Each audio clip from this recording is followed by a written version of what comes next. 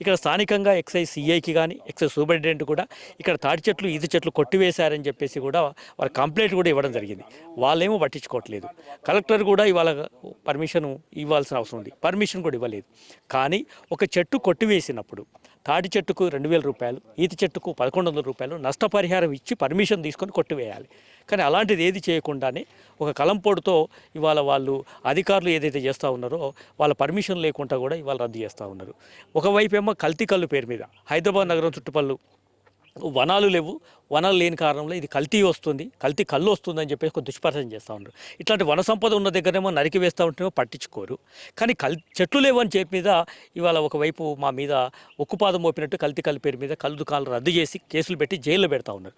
మేము అదే ప్రశ్నిస్తూ ఉన్నాం. ఇవాళ ఎక్సైజ్ శాఖ మంత్రి గారు దాన్ని రివ్యూ చేయరు, అధికారులు చూడరు.